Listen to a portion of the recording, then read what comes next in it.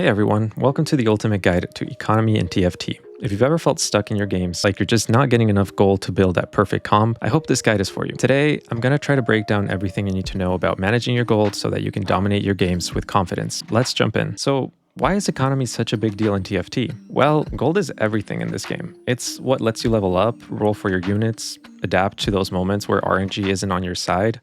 Basically, managing your gold can turn those frustrating games where nothing's working into consistent top 4 finishes. In short, if you can master your econ, you can basically master TFT. So let's talk about how gold works in TFT. You get gold from a few main sources. So these are the 5 sources of income that exist in TFT. Every turn, everyone gets 5 gold. The second one, you earn 1 gold for winning a round. Number 3, you get interest. In basic terms, interest is just extra gold that you get for accumulating gold. For every 10 gold that you start a round with, you earn 1 gold. So if you start a round with 30 gold, you get 3 extra gold, up to 50 basically. So the max amount of gold extra you can get with interest is 5 gold. And number 4, you have streak bonuses. Streak bonus basically just means if you're on a winning spree, you get gold. And if you're on a losing spree, you also earn extra gold. And finally, there's random drops, like you have loot boxes, certain augments, items that give you gold, and pretty much any other RNG or unusual type of gold earning. Okay.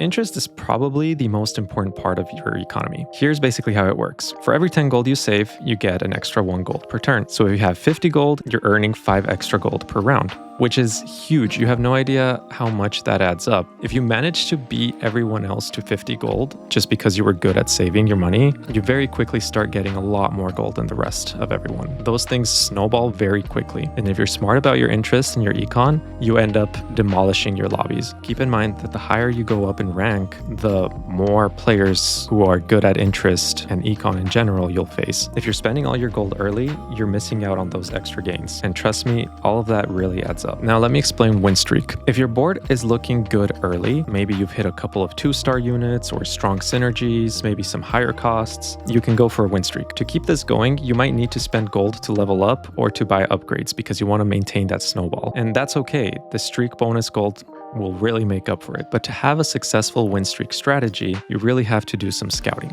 If someone's already super strong, it might not be worth to force a win streak, because if you lose your win streak, you lose a ton of momentum. You'll end up behind on both gold and board strength. So play it smart, scout around, check what other people are playing, and always be assessing if you can beat them or not. Now let me talk about loss streak.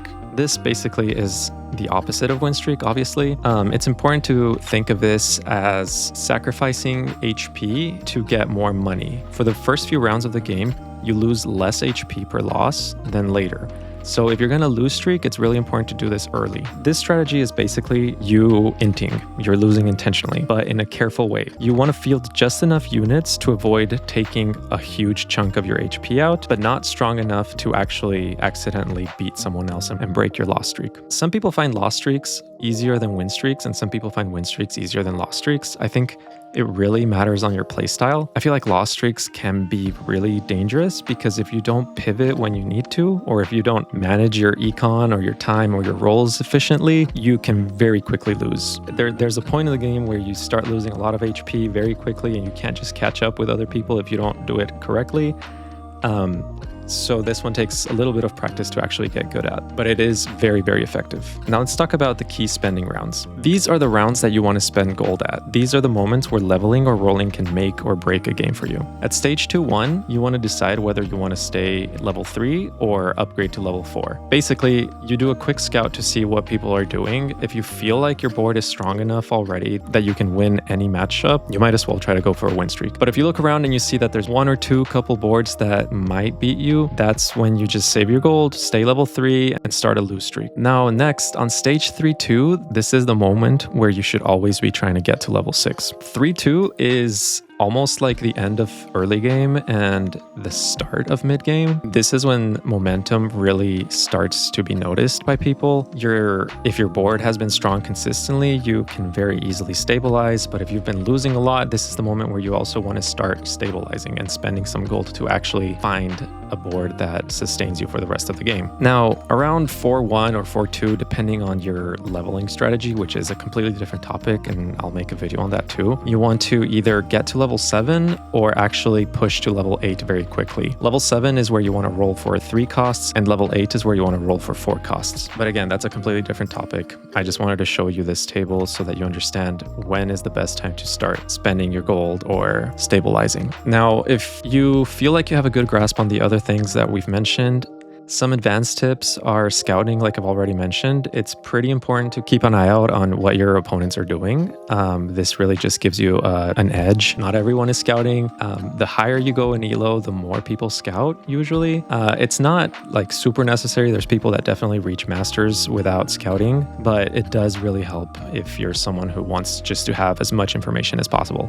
For augments, augments and traits, it's important to just kind of be like aware of which ones can give you good econ if that's what you want your main strat to be. There's several different gold augments or items that help out with momentum there. So just keep an eye out for those. And it's also really important to be flexible. Always have a backup plan for bad rolls. Now, bad rolls are just inevitable. This is a rolling game. There's a lot of RNG, but if you're consistently losing, like, you can only blame RNG for a certain amount of things, right? You can't just blame everything on bad rolls. No one is that unlucky. The game is designed to be fair. Now, let me talk about some things to not do. You don't want to overspend early unless you're win streaking. If you're win streaking, it's okay to spend a little bit of gold and go under your interest levels just because you want to keep that win spree going. But for the most part, like, I don't know, 8 out of 10 games, you don't want to be overspending. You just really want to be patient with that button. Don't donkey roll. Don't get your gold down to 0. Don't lose out on interest because it really adds up. Now, don't miss interest thresholds. What I mean by that is if you have 19 gold and you have a random like 1 cost unit or 2 cost unit, honestly, like, just sell them and reach that 20 so that you get 2 extra gold instead of 1. This is one of the hardest things for people to get over because we really want to hold on to those pairs, and at the end of the day, it's not usually worth it. You'll really thank yourself after playing a couple games where you're not greedy with units and you're more greedy with gold.